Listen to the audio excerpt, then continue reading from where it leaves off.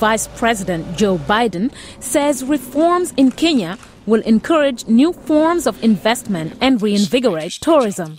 I can tell you, when these reforms take place, you will find a completely different atmosphere about investment in this country.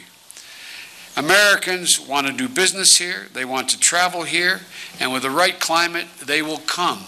Kenya's economy has suffered since 2008, when about 1,300 people died in post-election violence. The East African nation is under pressure from the United States to create a new constitution, institute judicial reforms, and fight corruption. A draft constitution is expected to be ready for a national referendum in August.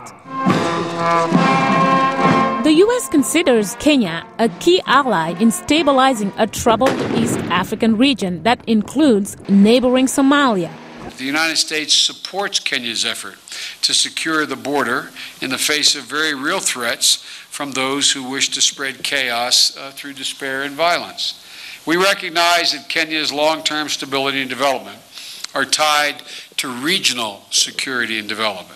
And the United States is committed to work with Kenya to achieve both those objectives. Kenyan President Mwai Kibaki noted there was an urgent need to deal with the continued instability in Somalia and increased acts of piracy off the coast of the Horn of Africa. The United States and Kenya are concerned about the growing acts of piracy off the coast of Somalia and the instability caused in Somalia by extremist groups. This matter must be addressed with greater urgency. We have asked the U.S. government to provide leadership to forge a concerted international effort to stabilize Somalia. Kenya is one of just 2 countries in Eastern Africa willing to accept and prosecute those accused of piracy. The island nation of Seychelles is the other, but neither is willing to handle all of the cases of piracy.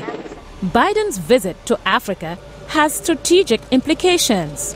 Suleiman Nyang at Howard University says the U.S. faces competition in the region from other countries. Kenya is very important.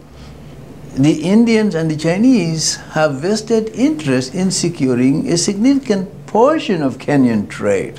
Many Kenyans have expected President Obama to pay greater attention to their country where the president's father was born. Nyang has this to say. It takes 2 to tango. The Kenyan must be united. They must begin to tell the world that they are serious and they're going to walk towards the path of democratization. But then at the same time, they should look at the Americans with confidence. We have a sovereign nation. We don't want anybody to impose anything on us. Even if the President of the United States is someone of Kenyan descent, we are going to solve our whole problem. Following his visit to Kenya, Biden heads to South Africa on Friday for the opening of the World Cup football tournament. On Monday, he met with Egyptian President Hosni Mubarak to discuss the problems facing residents of the Gaza Strip. Mariama, Diallo, VOA News.